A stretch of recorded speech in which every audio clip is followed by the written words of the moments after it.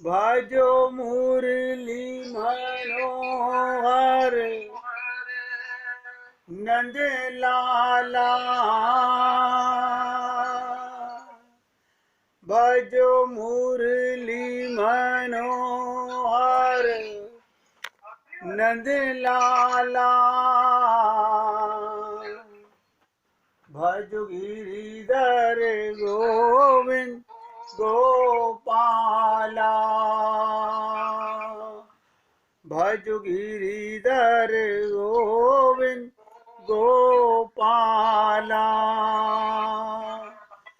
भजो मुरली मनोहर नंद लाला।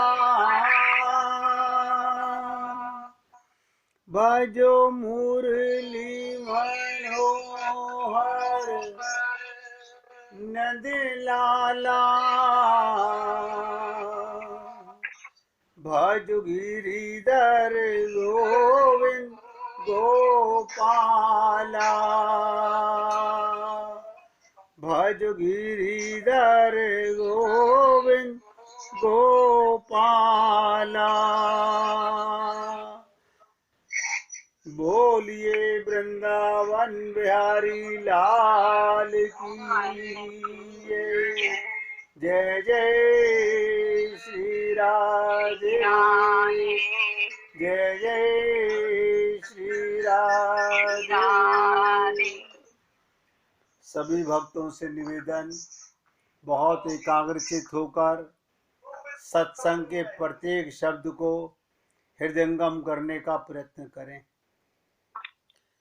ये जो 30 दिन का उत्सव पर्व साधना आप लोगों के साथ चल रही है, अगर इसको पूरी तरह से हम दृढ़ संकल्प के साथ ये साधना 1 मास की घर बैठे हुए भी कर लें तो भगवान की अनुभूति, भगवत प्राप्ति का मार्ग अवश्य प्रशस्त होगा। पासुर शुरू करने से पहले आप सबसे निवेदन करना चाहता हूं, श्रीमद् भागवत महापुराण में परीक्षित ने सुखदेव परमहंस से एक प्रश्न किया था। सब लोग बहुत ध्यान से सुनिएगा। परीक्षित ने सुखदेव परमहंस से प्रश्न किया कि गुरुदेव, मेरे पास केवल 7 दिन है। इसका मतलब हम लोगों के पास भी केवल 7 दिन हैं। सप्ताह में 7 ही दिन होते हैं। तो आप कोई ऐसा सरल मार्ग बताइए, इन्हीं 7 दिन में हम भगवान की भक्ति करके भगवान के धाम में जा सकें। बहुत गहराई से समझिएगा, ये परीक्षित कौन है जिनको माँ के गर्भ में भगवत प्राप्ति हो चुकी थी। उन्हें भगवत प्राप्ति करनी नहीं थी, वो तो पहले से प्राप्त थी। हमने आपसे निवेदन किया, 3 आत्माएं ऐसी थी जिनको भगवत प्राप्ति माँ के गर्भ में हो गई थी। एक सुखदेव परमहंस, एक राजा परीक्षित और एक भक्त प्रहलाद। आज तक पृथ्वी पर ये 3 ही ऐसे हुए हैं जिनको माँ के गर्भ में ही भगवत प्राप्ति हो गई। फिर ये परीक्षित ने ऐसा प्रश्न क्यों किया? ये बहुत गंभीर प्रश्न है। ये अपने लिए नहीं किया, ये हम जीवों के कल्याण के लिए प्रश्न किया। जिस प्रकार से गीता के अंदर अर्जुन जो प्रश्न करता है वो हम लोगों के कल्याण के लिए प्रश्न करता है। उद्धव जी जो प्रश्न करते हैं भगवान से, वो भी हम सबके कल्याण के लिए प्रश्न करते हैं। चलिए, हमारे कल्याण के लिए परीक्षित ने सोचा, क्योंकि वो भगवत प्राप्ति कर चुके थे, ये गोदा जी लक्ष्मी स्वरूपा आकर के हमारा कल्याण करने के लिए हमें भक्ति मार्ग पर ले जाना चाहती हैं। तो सुखदेव परमहंस ने परीक्षित से क्या कहा कि 7 ही दिन में ऐसी कौन सी साधना की जाए जिससे ये जीव अपने प्रभु में मन को समर्पण कर पाए। बहुत ध्यान से सुनिएगा। वो 3 चीजें क्या हैं? वही 3 चीजें जो आप और हम लोग रोज करते हैं। ये तीनों चीजें जो आप और हम लोग रोज करते हैं, यही तीनों चीजें करनी है। हम क्या करते हैं? नंबर 1, श्रवण भक्ति, सत्संग को, एक एक शब्द को हृदयंगम करना। एक शब्द भी हमारे हृदय से बाहर ना जाए। इसीलिए देखिए, किसी के मोबाइल से बहुत तेज आवाज आ रही है, एकाग्रचित होकर सुनना। अब आप सोच लीजिए, अगर आपका मन एकाग्र नहीं होता तो इसका मतलब हम श्रवण भक्ति में अधूरे रह गए।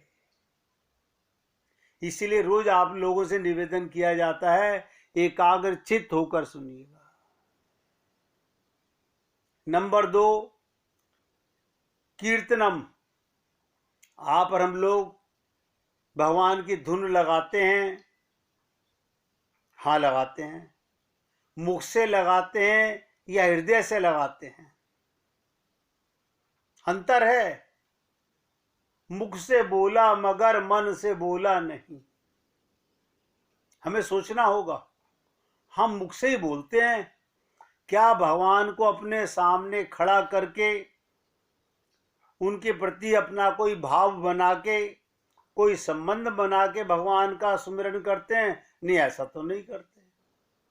हम ऐसा कीर्तन नहीं करते। इसका मतलब हमें लाभ नहीं मिल रहा। नंबर 3, सुमिरन करना। हम खाली समय में क्या भगवान की लीलाएं, भगवान की कथा, भगवान का धाम, भगवान से अपने संबंध के ऊपर कुछ चिंतन करते हैं, मनन करते हैं? बस ये 3 ही मार्ग हैं।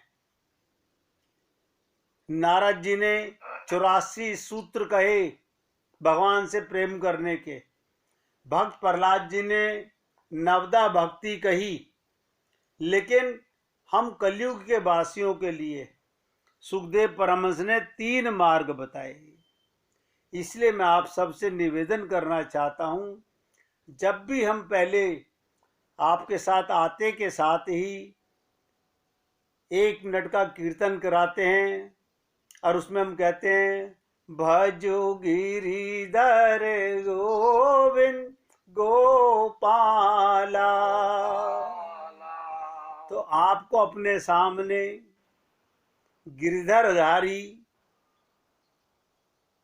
आप सोचिएगा, जिनको नाम गिरधर पड़ गया गिरिराज को धारण करने से, गोविंद गोपाल, आप गैयाओं के साथ उनका दर्शन कर सकते हो वन में, आप गोपियों के साथ उनका दर्शन कर सकते हो, आप गिरिराज उठाए हुए भगवान का दर्शन कर सकते हो। कोशिश करो, लेकिन खाली मुख से बोलो कोई लाभ नहीं है।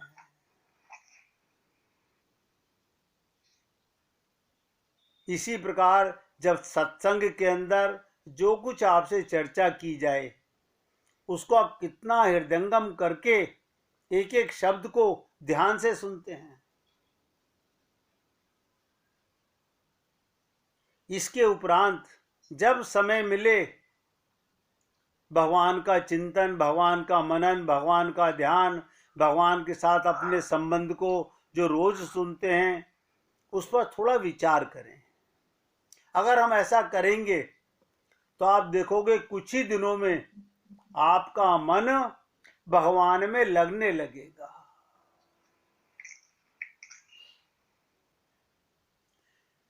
एक बार उद्धव ने प्रश्न किया था कि भगवत प्राप्ति का, देखिएगा ये जो परीक्षित का प्रश्न है इसी पर आपको फिर जवाब दे रहा हूं। उद्धव ने भी ये प्रश्न किया था, अपने लिए नहीं, वो तो भगवान के साथ थे, अंदर भी और बाहर भी। हम लोग अंदर से भगवान के साथ हैं, बाहर तो हमें ज्ञान नहीं है, हम सब में परमात्मा का दर्शन नहीं कर पाते हैं। तो उद्धव ने भी पूछा था कि प्रभु भगवत प्राप्ति का सर्वश्रेष्ठ साधन क्या है। और गोदा जी ये वैकुंठ लोग छोड़कर हम लोगों पर कृपा करने के लिए आती हैं, किस लिए? कि किसी प्रकार हमारा संसार से मन हटकर भगवान में लगने लगे, हम सत्य और असत्य को जानने लगे, हम अज्ञान और ज्ञान को जानने लगे, हम आत्मा, चेतन और जड़ को जानने लगे। लेकिन सुनने से काम बनेगा। अब ध्यान से सुनिएगा, उद्धव से भगवान श्री कृष्ण क्या कह रहे हैं कि उद्धव हमारी वेदवाणी अलौकिक है। वेदवाणी किसकी है? भगवान की वाणी है, अलौकिक है, वो सांसारिक भाषा नहीं है। इसलिए उसको पढ़ने वालों ने अपनी अपनी बुद्धि के अनुसार, अपने अपने आइडियाज, अपने अपने इंटरेस्ट के अनुसार उनका अर्थ कर दिया। एक वेद मंत्र का बड़े बड़े संत महात्माओं ने भी अलग अलग अर्थ कर दिया। ये भगवान स्वयं कह रहे हैं अपने अपने आइडिया से। किसी ने सात्विक अर्थ किया क्योंकि वो सात्विक था, किसी ने राजस अर्थ किया क्योंकि वो राजस्व था, किसी ने तामस अर्थ का डाला क्योंकि वो तामसी प्रकृति का था। ध्यान दीजिएगा, जिस समय आपका मन सात्विक होता है तो भाव सात्विक हो जाता है, जब आपका भाव राजस्व होता है तो भाव भी राजस्व हो जाता है, जब आपका भाव तामस होता है तो भाव भी तामस बन जाता है। तमाम जन्मों के संस्कारों के कारण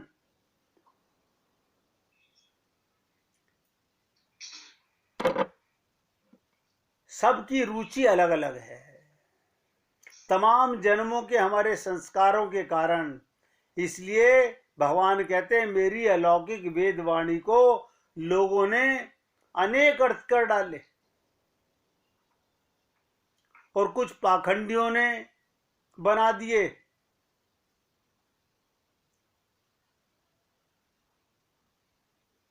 देखिएगा, हम ऐसे बैठे बैठे ताली बजा दें, अब आप लोग सोचेंगे ताली क्यों बजाई, अब आप लोग सोचेंगे ताली क्यों बजाई, कुछ बात होगी। ऐसा नहीं, किसी को बुलाया होगा नहीं, अनेक प्रकार के आप लोग अपने अपने ढंग से अर्थ लगाते हैं।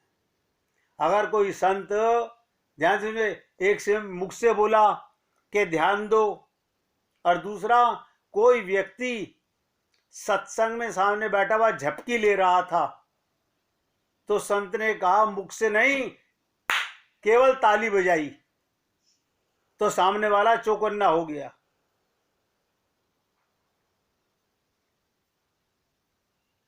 मैंने आपको कई बार एक कथा सुनाई कि एक पेड़ के नीचे एक बनिया बैठा था, एक पहलवान बैठा था और एक ब्राह्मण बैठा था। पक्षी ऊपर से कुछ बोल रहा था। पक्षी की आवाज सुनकर आपस में उन तीनों मित्रों ने चर्चा की, ये पक्षी क्या बोल रहा है। तो बनिया जो था उसने कहा ये बोल रहा है सौंठ मिर्च अदरक। उसका काम व्यापार था, पंसारी की दुकान थी, उसने कहा बोल रहा है सौंठ मिर्च अदरक। सौंठ मिर्च अदरक को पक्षी ऐसे ही बोल रहा है।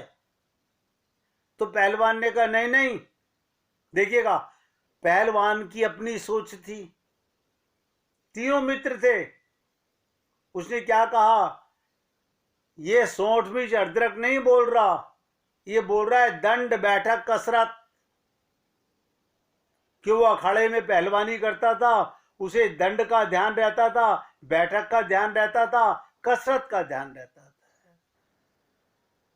तीसरे ब्राह्मण ने कहा नहीं नहीं, ये बोल रहा है राम सीता दशरथ,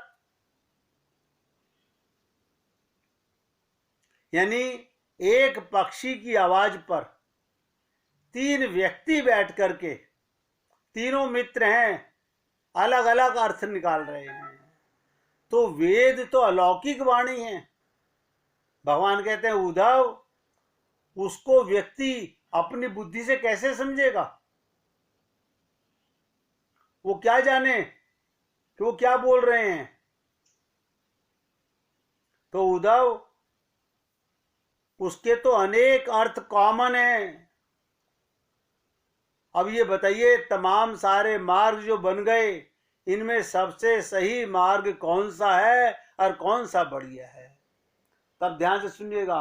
आज आपके साथ 5 पासुरों पर चर्चा हो चुकी, 6ठे पासुर पर आपके साथ चर्चा कर रहे हैं। ये गोदा जी जा जाकर के सखियों को जगा रही हैं घर से। किस लिए?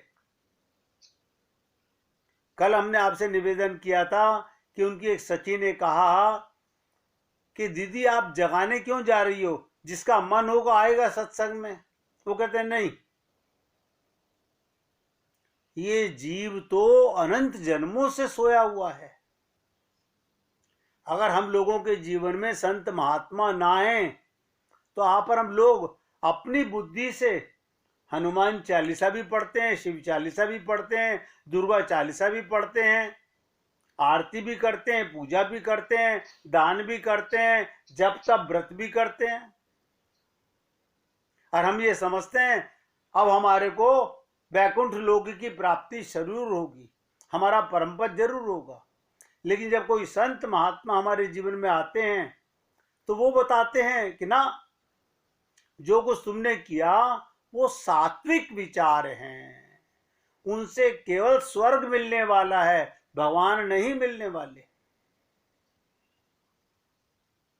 तो आज गोदा जी एक नई सखी के घर सखियों को लेकर जा रही हैं, जिसका नाम है भुवन देवी। कल मैंने आपसे निवेदन किया था, सरोजनी के पास गई थी, आज भुवन देवी के पास जा रही हैं।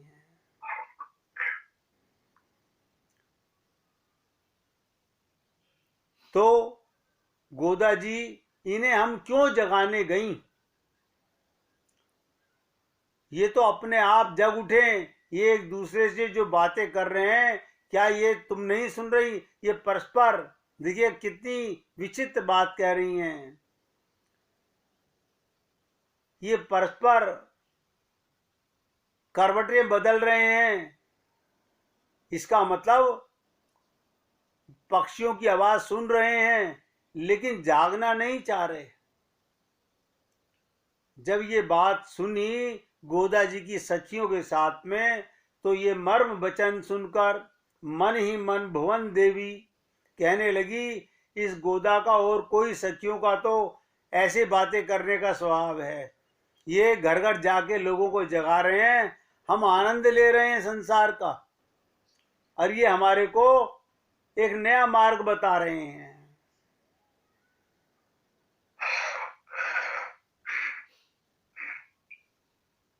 तो गोदा जी कहती हैं, अरे सखी, सुबह सुबह गांव के अंदर दधी मंथन, जो गांव से बिलोंग करते हैं वो जानते होंगे कि गांव की स्त्रियां रात्रि को दूध जमा देती हैं, सुबह मटके में उसको मथती हैं माखन निकालने के लिए, घी बनाने के लिए। वो कहते हैं दधी मंथन का शब्द तो तुझे सुन रहा होगा। दधी को अधिकतर के कारण सुकुमारी गोपियों को उसका मंथन करना कठिन हो रहा था। ओढ़नियों में ढके अपने हाथों को बाहर निकालकर ठंड के कारण दधी मंथन कर रही थी। दधी मंथन में लीन गोपियों के केश बंधन स्थिर हो गए और उनकी सुवासित गंध अपने आप प्रभावित हो रही थी। तो जो गोपियां भगवान के अर्वांद उनके स्वरूप का सौंदर्य, उनके लोचनों के सौंदर्य से पराजित हो गई हैं, क्या उनके गान की ध्वनि, वो सुबह सुबह गोपियां क्या करती थी, जब गोकुल के अंदर, वृंदावन के अंदर सुबह सुबह कोई न कोई भगवान का भजन गाते हुए दधि मंथन करती थी। तो वो पूछती हैं कि भुवन देवी, क्या तेरे कानों में आवाज नहीं पड़ रही? बड़ा आश्चर्य है। तो भुवन देवी ने कहा, हाँ नहीं पड़ रही। इस गांव के अंदर तो दिन रात दधि मंथन होती रहती है, एक मटके का दधि मंथन खत्म नहीं होता, दूसरे में चालू हो जाता है। तो कहने का तात्पर्य है, ये जीव अनंत काल से मोह ममता आसक्ति के चक्कर में ऐसा सोया पड़ा हुआ है कि जागना ही नहीं चाह रहा। भागवत के 11वें स्कंद में ये चर्चा आती है कि भगवान कहते हैं, ये जितने धर्म वगैरह, इन सबका परिणाम, ध्यान से सुनिएगा, जितने भी धर्म संसार में चल रहे हैं, इन सब का फल केवल स्वर्ग है, केवल स्वर्ग। हम दान कर रहे हैं, हम जप कर रहे हैं, हम तप कर रहे हैं, हम व्रत कर रहे हैं, इनका फल केवल स्वर्ग की प्राप्ति है। और स्वर्ग का सुख सीमित है, अनंत मात्रा का नहीं है। फिर स्वर्ग जाने का टाइम भी सीमित है, कोई 50 साल के लिए गया स्वर्ग में, कोई 100 साल के लिए गया। टाइम समाप्त हुआ तो वापस नीचे संसार में गिरा दिया जाता है। इसका मतलब हमारा किया हुआ जो भी धर्म कर्म है, वो स्वर्ग का सुख देकर समाप्त हो जाता है। उसके बाद हम फिर वापस 84 लाख योनियों में गिरा दिए जाते हैं, क्योंकि वो हमने अपने कर्मों का फल भोग लिया। जैसे अभी आप देखिए, मृत्युलोक में आपके बैंक में आपका बैलेंस जमा है, आप रोज निकालते रहो, जब निकालने जाते हो तो बैंक वाला बड़ा खुश होता, आइए आइए आपका पैसा है, ले जाइए। लेकिन जब पैसा खत्म हो जाए, फिर आप चेक भर के दीजिए, हमें 10,000 रुपये और दीजिए, वो कहता भाई साहब आपका बैलेंस नील हो गया। ऐसे ही स्वर्ग से आने के बाद जब बैलेंस ऊपर के धर्मों का सब सुख नील हो जाता है, तो वापस 84 लाख योनियों में पटक दिया जाता है। इसीलिए मैंने आपसे कहा था कि 3 चीजें साधना में हम सबको ध्यान रखनी है। वो 3 चीजें क्या? रट लो, श्रवण भक्ति, जब सुनो, कहीं पर भी सुनो, एकाग्रचित्त होकर सुनो। ऐसा मत करो कि घर का कार्य भी करो और सत्संग भी सुनो। क्यों? हमारा मन अभी सत्संग में बैठे हुए तो मन भाग जाता है, आप सोचिएगा। और हम कई काम कर रहे हो सत्संग सुनते हुए, क्या हम इतने प्रवीण हो चुके हैं? सोचिएगा। और नंबर दूसरा मैंने कहा, जब कीर्तन करो तो भगवान को अपने सामने विराजमान करो।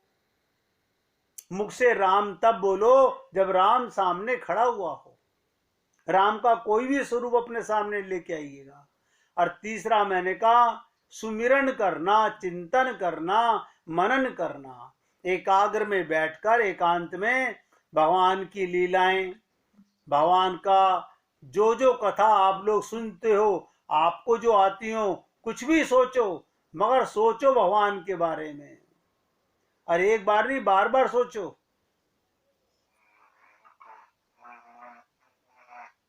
अगर हम लोग ऐसी आदत डालें तो दिन दूर नहीं कि आप और हम लोग बहुत तेजी से आगे बढ़ सकते हैं। अब 1 मिनट कीर्तन कीजिए गोदा मैया को। देखिए पहले बोल रहा हूं, हृदय से अपने सामने लक्ष्मी स्वरूपा माँ का कोई रूप सामने लाइए, उसके बाद उनको याद कीजिए।